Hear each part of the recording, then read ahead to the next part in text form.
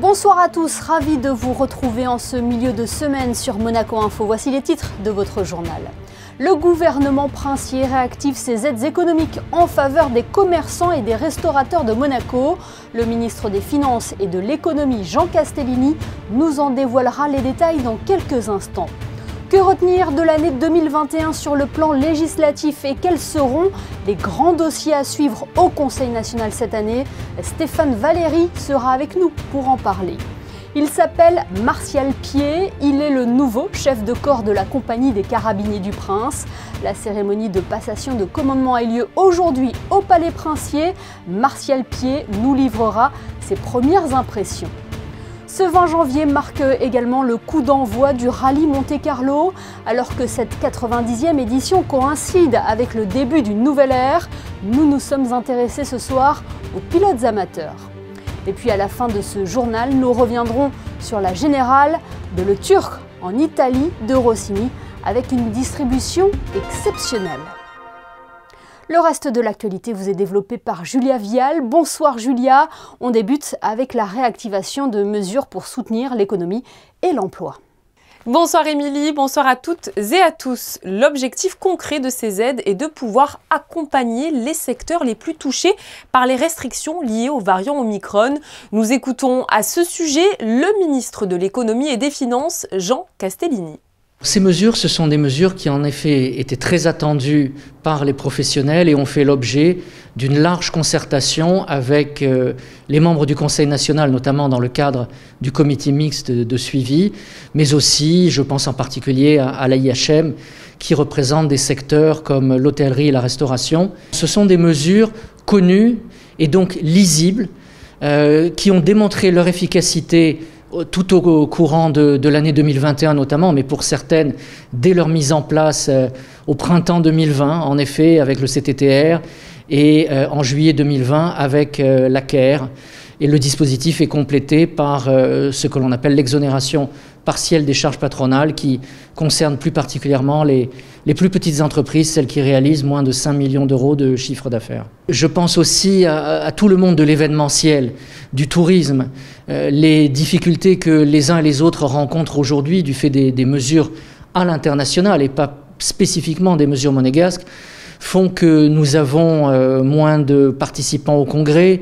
Le télétravail également qui a été mis en place et qui a démontré toute son efficacité dans la lutte contre la pandémie, mais bien sûr qui vide les rues, qui fait que les entreprises évidemment accueillent moins de personnes et que entre midi et deux, moins de salariés vont au restaurant ou vont faire leurs courses. Donc il fallait que ces secteurs plus particulièrement touchés soient ceux qui reçoivent du côté des pouvoirs publics la plus grande attention et le plus grand soutien. Nous espérons, comme tous, que ces mesures seront mises en place le moins longtemps possible. En tout état de cause, nous les avons annoncées jusqu'à fin février. Et je vous rappelle que ces mesures entrent en vigueur dès ce jeudi 20 janvier. Autre information communiquée aujourd'hui, Marc Vassallo remplace Robert Coll comme secrétaire général du gouvernement. Cette nomination, Émilie, intervient dans le cadre de la nouvelle organisation du ministère d'État. Marc Vassallo prendra ses fonctions le 7 février et s'inscrit ainsi dans le prolongement de la nomination de Madame Laurence Garino. Elle est la nouvelle chef de cabinet du ministre d'État depuis septembre 2021. Pierre Dartout renforce donc encore ses équipes pour veiller à l'accomplissement des missions qui lui ont été confiées par le prince souverain, notamment l'interministérialité indispensable à la bonne exécution de la politique gouvernementale. Et alors que Jean Castellini nous a détaillé il y a quelques instants le renouvellement et la réactivation des soutiens à l'économie et à l'emploi, le président du Conseil national présentait aujourd'hui ses vœux à la presse. Stéphane Valéry est avec nous depuis l'hémicycle. Bonsoir. Bonsoir Madame Rousseau. Une réaction tout d'abord sur l'annonce du gouvernement princier aujourd'hui. Le chômage total temporaire renforcé a été reconduit, tout comme l'exonération partielle des charges patronales. La CARE pourra également être sollicitée. Selon vous, c'est une mesure qui s'imposait compte tenu de la situation sanitaire ? Oui, absolument. C'était une demande bien sûr des élus du Conseil national. Il faut constater malheureusement depuis le début de cette année que notamment le télétravail provoque un certain nombre de pertes de clientèle, mais aussi la diminution des vols internationaux avec la recrudescence du variant Omicron. Donc oui, il était important que Monaco reste, comme il a été depuis le début, un État exemplaire en matière de soutien à ses salariés à travers le CTTR, à ses travailleurs indépendants, ses commerçants et ses entreprises, à travers notamment la CARE. Et donc, globalement, pour simplifier les choses, les mesures efficaces qui avaient été mises en place par l'État monégasque l'année dernière sont renouvelées. Voilà, donc ce sont de bonnes décisions prises en pleine concertation avec les élus du Conseil national. Oui, justement, comment se portent vos relations avec le gouvernement princier? On peut dire que vous êtes en total accord sur la politique menée par le gouvernement pour faire face à cette crise sanitaire? Nous sommes globalement d'accord, mais heureusement, dans notre monarchie constitutionnelle moderne, le Conseil national, qui est une assemblée élue par les Monégasques, qui est un partenaire indépendant du gouvernement, n'est pas seulement là pour dire que tout est toujours parfait. Donc nous sommes là aussi pour apporter des idées, des propositions, parfois émettre des critiques, tout simplement dans l'intérêt de la politique de l'État, pour que les mesures prises par le gouvernement soient le plus proches des attentes, des besoins, de la réalité du terrain, des Monégasques, des résidents et des salariés de ce pays. Alors nous sommes globalement d'accord. Par exemple, nous partageons l'idée que la vaccination protège. Elle protège des cas graves. Elle permet de sauver des vies, elle allège les services de réanimation, elle permet à nos équipes hospitalières de tenir le choc. Sur le plan économique, on vient de le voir, et sur le plan social, Monaco a été exemplaire. Les aides mises en place, nous les partageons. Certaines d'ailleurs sont issues des propositions du Conseil national. Le prince souverain a pris les bonnes décisions. Regardez les résultats. Le budget 2022 est de nouveau excédentaire. L'économie repart en principauté. Voilà, ceci ne nous empêche pas de dire qu'il y a des choses qu'on pourrait faire autrement. Peut-être nous pouvons reprocher parfois au gouvernement de ne pas être assez réactif. Autant il faut... Je pense à la crise sanitaire, à la gestion de la crise sanitaire par exemple. Autant il faut prendre des mesures de renforcement et de protection de la population quand la pandémie galope. Il faut aussi savoir rapidement assouplir ces mesures quand le virus recule. Nous avons eu l'occasion de dire au gouvernement, alors que pendant plusieurs semaines, au mois d'octobre notamment, le taux d'incidence était très bas, il est regrettable qu'il n'ait pas décidé à l'époque, pendant quelques semaines, d'alléger le port du masque pour les enfants, qui n'avaient plus besoin de le porter s'ils étaient assis à leur siège. Ça aurait permis effectivement de faciliter l'enseignement et la vie de nos écoliers. Il faudra, dès que, et on peut l'espérer rapidement, donc au printemps en tout cas, dès que la pandémie va reculer, il faudra rapidement permettre la suppression du port du masque. Vous venez de le souligner, 2021 aura été une nouvelle année d'épreuves. Si l'on devait dresser un bilan de cette année à l'Assemblée, lequel serait-il? Quels sont les principaux sujets qui vous ont marqué en 2021? J'ai fait donc le bilan ce matin pour la préparation de ces vœux à la presse. Et donc, je peux vous dire que nous avons voté 15 textes importants. La transmission de la nationalité par mariage, qui est passée à 20 années, de mise en place d'une politique exemplaire de lutte contre le harcèlement scolaire et les violences scolaires. Donc, une loi très moderne et très progressiste a été votée au Conseil national. On peut parler de la reconnaissance des enfants du pays, de la sauvegarde du secteur protégé, de l'amélioration du contrat habitation-capitalisation, et puis bien sûr plus récemment, la reconnaissance des pratiques de soins non conventionnelles, qui était aussi très attendue par de nombreux résidents. Le logement faisait partie des grands dossiers de 2021 pour l'Assemblée. Il le sera encore en 2022 ? C'est la première année où on va toucher les fruits du travail, des décisions donc annoncées par le prince souverain en mars 2019 de ce grand plan national logement pour les Monégasques, qui était souhaité par le Conseil national depuis son élection en 2018. Eh bien ça y est, ces grands chantiers, ces grands immeubles qui ont été lancés à partir de 2019, nous allons enfin pouvoir obtenir le résultat, la livraison des appartements neufs domaniaux. Il y aura aussi la livraison du palais Honoria en 2022. Et puis en 2023 encore Testimonio 2 bis, notamment le Grand Ida. Tout ça, c'est plus de 600 appartements domaniaux neufs. Ça veut dire que d'ici la fin de l'année prochaine, nous aurons enfin résorbé la pénurie et tous les Monégasques, toutes les familles monégasques dont la situation le justifie pourront être bien logés dans leur pays. Je voudrais dire un mot aussi pour les enfants du pays, parce que mécaniquement, par un effet de vase communicant, c'est aussi une bonne année 2022 pour le logement des enfants du pays, car nous avons à peu près statistiquement ces dernières années constaté que 20% des monégasques qui se déplacent dans les domaines viennent du secteur protégé. Donc vous voyez, ça fait plus de 100 appartements pour des familles d'enfants du pays qui vont se libérer dans le secteur protégé. Alors là, on parle du logement. Stéphane Valéry, quels seront les autres grands projets qui feront l'objet d'un vote de l'Assemblée en 2022? J'en retiendrai 3 de manière subjective, mais qui me semblent vraiment très importants en 2022. Alors d'abord, devant nous, c'est le calendrier là, le plus proche. Le Conseil national est convoqué en session extraordinaire par le prince souverain. Et donc, en plein accord avec le ministre d'État et moi-même, la séance publique aura lieu le 31 janvier à 18 h. Il s'agit de voter des projets de loi très importants, il y en a 2, concernant la lutte contre le blanchiment de capitaux, le financement du terrorisme et la corruption. Comme le souhaite le prince souverain, le Conseil national veut que Monaco soit un pays exemplaire en matière de standards internationaux, de respect des directives européennes, des meilleurs standards effectivement de lutte contre le blanchiment. Mais nous avons un autre souci, une autre ligne rouge à ne pas franchir pour nous, c'est de ne pas surtransposer les directives européennes. C'est-à-dire, nous n'avons aucune raison d'imposer à nos commerçants, à nos artisans, à nos travailleurs indépendants, à nos entreprises, des contraintes supplémentaires qui ne sont pas demandées par les instances internationales et qui peuvent créer d'ailleurs des désavantages concurrentiels pour nos acteurs économiques par rapport à ceux d'autres pays. Nous allons donc amender les projets du gouvernement qui, sur certains points, à notre avis, allaient trop loin et surtransposer les directives pour protéger notre économie. On n'avait aucune raison aussi de revenir sur les limites déjà strictes et fixées d'utilisation du cash dans les commerçants, chez les commerçants. Donc ça, c'est un point très important dès le 31 janvier. Il y a d'autres enjeux majeurs en 2022. Comme la retraite complémentaire, par exemple? La création d'une caisse monégasque spéciale de retraite complémentaire qui va se substituer au régime français de l'Agirc-Arrco. C'est un moment très important pour les futurs retraités, mais déjà pour les salariés, pour les entreprises, car cela va permettre de baisser les cotisations pour le régime complémentaire des salariés et des entreprises. C'est aussi une bonne nouvelle pour les retraités, puisque ça permettra d'améliorer les pensions de retraite complémentaires.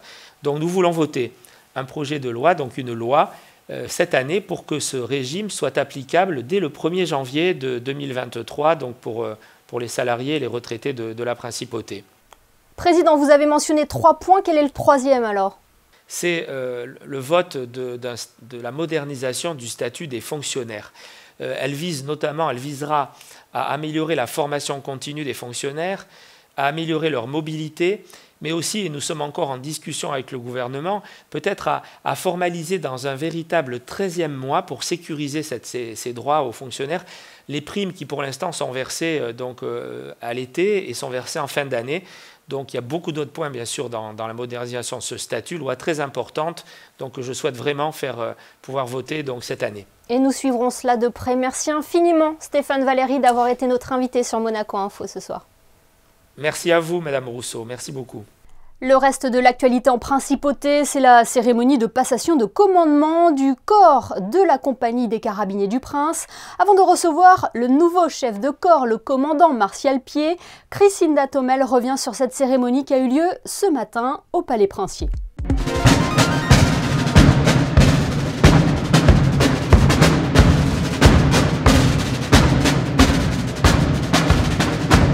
Une cérémonie de passation de commandement du corps des carabiniers du Prince qui s'est déroulée dans la cour d'honneur du Palais Princier aux ordres du commandant supérieur de la force publique. Sous le regard bienveillant du prince Albert, le lieutenant-colonel Gilles Convertini a décroché le fanion de son arme pour le remettre au souverain avant de le saluer, un instant chargé d'émotion après 38 ans de service auprès de la famille princière.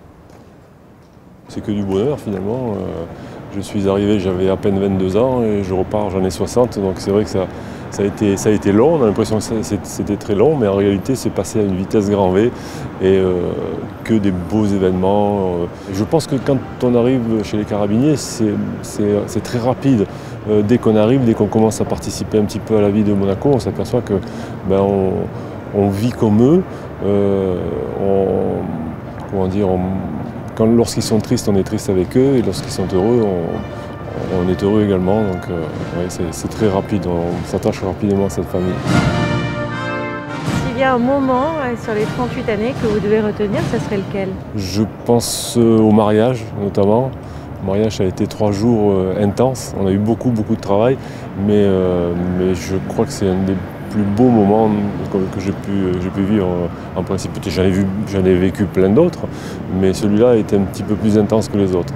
Qu'est-ce que vous souhaitez à celui qui vous remplace? Écoutez, je lui souhaite d'être aussi heureux que je ne l'ai été pendant ces 38 années. Pour lui, ça sera un petit peu plus court, c'est sûr, mais que du bonheur, parce que c'est vrai qu'on a la possibilité d'être très heureux chez les carabiniers. Le souverain a ensuite remis le fanion au successeur du lieutenant-colonel Gilles Convertini, le commandant Martial Pied, qui a alors pris le commandement des troupes pour le défilé. Après avoir commandé le garde-à-vous et présenté les armes, le commandant Martial Pied a rejoint la tête de son détachement pour rejoindre la caserne du Palais Princier. Avec cette passation de commandement, ce jeudi 20 janvier 2022, une nouvelle page de l'histoire s'ouvre pour la compagnie des carabiniers du Prince. Merci Monseigneur. Et hasard ou coïncidence du calendrier, c'est un 20 janvier, jour de la Saint-Sébastien, que cette cérémonie a eu lieu. Saint-Sébastien qui, je vous le rappelle, est le saint patron des carabiniers. Une messe a d'ailleurs été célébrée ce matin en la cathédrale de Monaco, en présence notamment de son Altesse Sérénissime, le Prince Albert II, avec un accueil musical par l'Orchestre des Carabiniers du Prince. Le nouveau chef de corps de la compagnie des Carabiniers du Prince était également présent. Et il est avec nous ce soir depuis la place du Palais Princier. Bonsoir Martial Pied. Bonsoir Émilie. Comment avez-vous vécu cette cérémonie? Avec beaucoup d'émotion et de fierté, j'imagine, hein? Oui, une grande émotion. De fait, parce que la compagnie des carabiniers est une institution vieille de 200 ans et donc prendre la tête de la compagnie, effectivement, c'est un honneur. Aussi, beaucoup d'émotions avec le départ de Gilles, qui est resté, lui, 38 ans carabinier. Donc, et également une émotion partagée avec ma famille. Alors faisant plus ample connaissance, quel a été votre parcours avant d'arriver à la tête de la compagnie? Moi je suis issu de l'armée française, j'ai fait une carrière de 26 ans au sein de l'armée française. Au tout début j'étais aspirant, donc ma première partie de carrière était dans le matériel parachutiste à Toulouse. Ensuite, au gré des affectations, je suis allé à Châteauroux, Salbris. Ensuite, j'ai fait par voie de recrutement interne l'école militaire interarmes à Coët-Quidan pendant 2 ans. Et à l'issue, j'ai changé d'arme.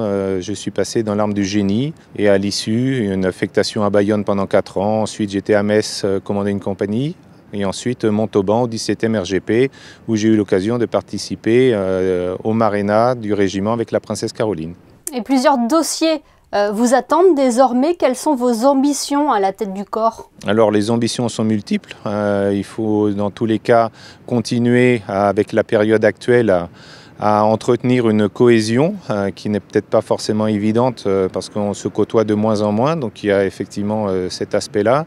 Il y a un aspect aussi sur l'instruction, donc l'instruction initiale des jeunes recrues. On va avoir à la fin du mois 10 jeunes carabiniers qui vont être incorporés et ensuite une formation continue parce qu'effectivement la période n'est pas non plus propice à l'entretien des savoir-faire au regard des particularités du moment. Et commandant, quel regard portez-vous sur le rôle et les missions des carabiniers qui ont dû s'adapter depuis la crise sanitaire, hein? Le corps a été pleinement mobilisé. Oui, on est mobilisé depuis le début de la crise sanitaire, donc on s'est adapté au niveau donc, du fonctionnement interne au sein du palais, au niveau du fonctionnement interne au sein de la caserne, que ce soit pour les carabiniers ou leurs familles. Et ensuite, nous avons aussi, dès le départ, participé aussi au soutien logistique du stock d'État, que nous continuons aussi de faire actuellement pour gérer et surtout distribuer tous les tests dans tous les organismes de la Principauté. Et qu'est-ce que l'on peut vous souhaiter aujourd'hui, commandant? Donc, une longue vie, plein de bonheur avec les carabiniers. Alors ça peut peut-être paraître paradoxal, mais c'est vrai que c'est un vrai plaisir de commander les carabiniers qui sont polyvalents, qui sont attachants. Donc c'est vraiment un partage avec les carabiniers pour continuer d'exercer notre métier au service du souverain et de continuer de poursuivre dans l'excellence. C'est tout ce qu'on vous souhaite en tout cas. Merci infiniment Martial Pied d'avoir été avec nous ce soir. Merci, bonne soirée à vous. Le départ du 90e rallye Monte-Carlo a été donné en début de soirée depuis la place du Casino. Si cette 90e édition est le début d'une nouvelle ère pour le championnat du monde WRC, il reste encore les fidèles de la première heure. Comment les pilotes amateurs ont-ils préparé cette échéance? Frédéric Hélion et Lionel Bernardi sont allés à leur rencontre au parc d'assistance aujourd'hui, juste avant le début de la compétition. Pendant que Sébastien Ogier, Thierry Neuville ou encore Sébastien Loeb prenaient leur marque lors du traditionnel shakedown ce matin, les pilotes amateurs procédaient eux au dernier réglage dans le parc d'assistance à quelques heures du grand départ du 90e Monte-Carlo.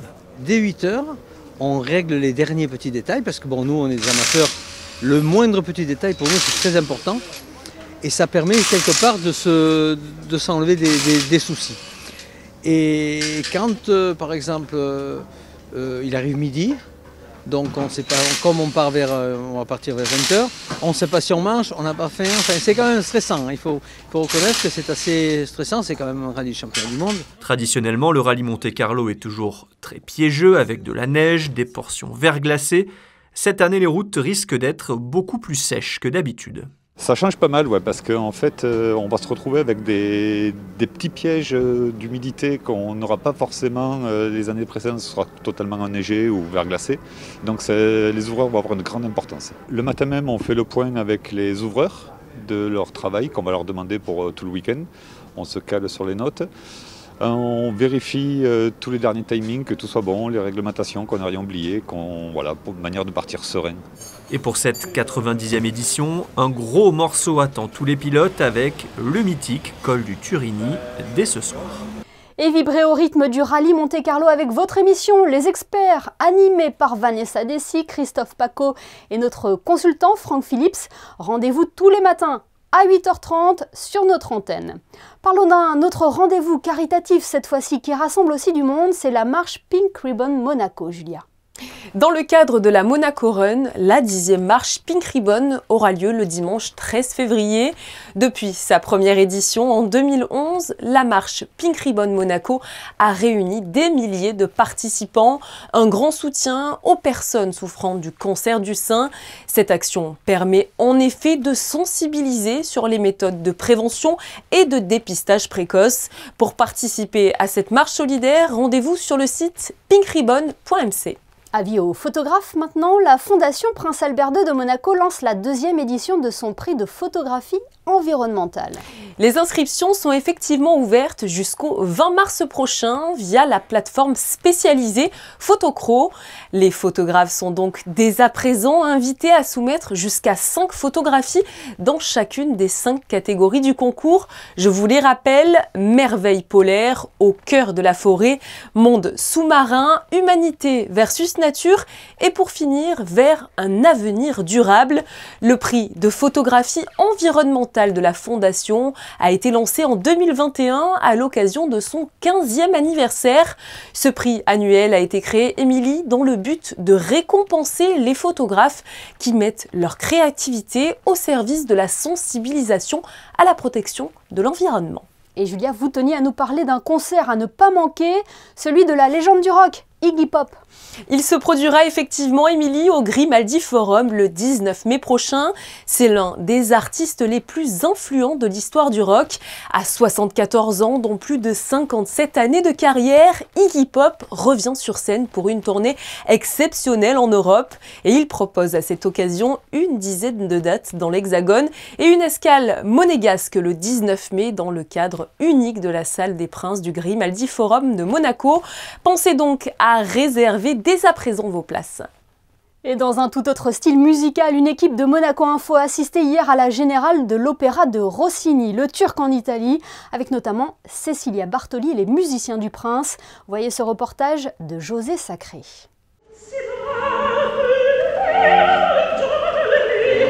Avec les musiciens du Prince dirigés par Gianluca Capuano, des décors et des costumes de toute beauté, une mise en scène pétillante d'humour et d'originalité de Jean-Louis Grindin, un Turc en Italie de Rossini bénéficiait d'une exceptionnelle distribution amenée par l'incomparable Cecilia Bartoli que nous avons rencontrée sur la scène de la salle Garnier après la générale du spectacle.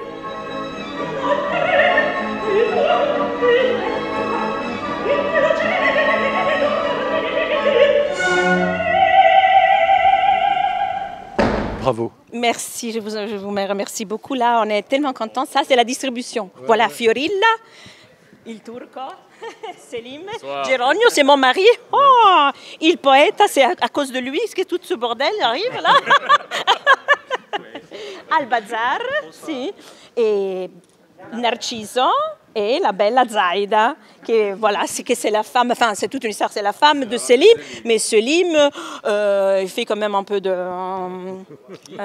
mais oui, un peu la cour à Fiorilla. Fiorilla, bien sûr, elle est tellement intéressée, voilà.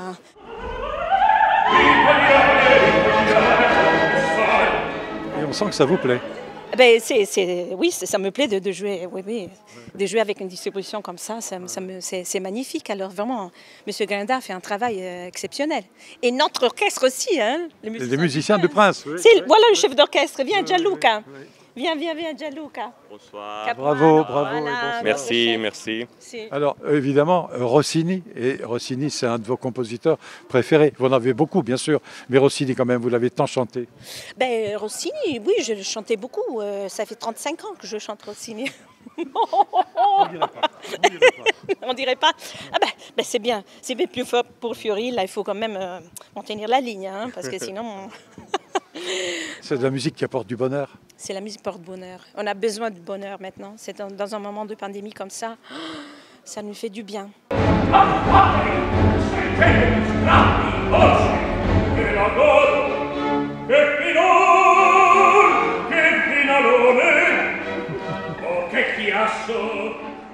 Rossini nous apprend toujours à avoir une voix élastique.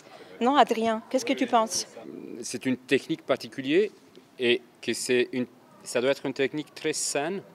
Et bon, la joie de chanter Rossini, c'est unique. Et bon, après, la joie de chanter avec une équipe comme ça et dans une mise en scène comme ça, c'est vraiment...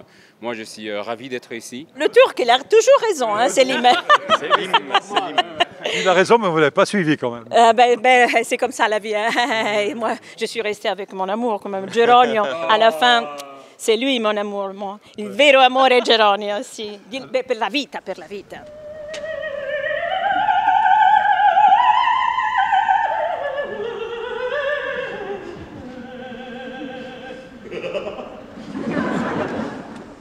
Mais quel opéra, hein? Elle m'a pris ma place. Non. Je suis très mécontent.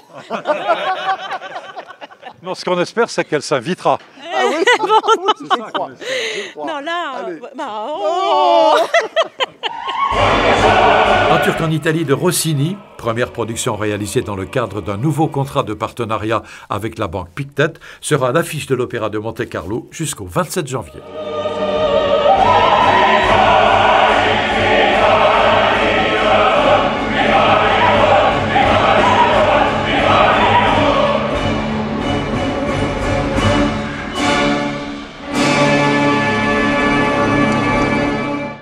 Le rendez-vous est pris. Avant de nous quitter, jetons un coup d'œil sur les prévisions météo avec vous, Julia Vial. Avez-vous de bonnes nouvelles à nous annoncer pour la journée de demain, Julia? De très bonnes nouvelles, je dirais même, avec un grand soleil sur la principauté, et ce, toute la journée. Les températures seront de saison avec 11 degrés de maximale. Demain, si vous connaissez une Agnès, n'oubliez pas de lui souhaiter une très bonne fête. Merci Julia et merci à vous de nous être fidèles chaque soir sur Monaco Info. L'information continue sur nos réseaux sociaux. Et pour refermer ce journal, notre photographe Manuel Vitali vous emmène à Saint-Pétersbourg ce soir où la Roca Team affronte le Zénith en Euroleague. Nous y reviendrons d'ailleurs dans notre édition de demain. Excellente soirée à tous sur Monaco Info.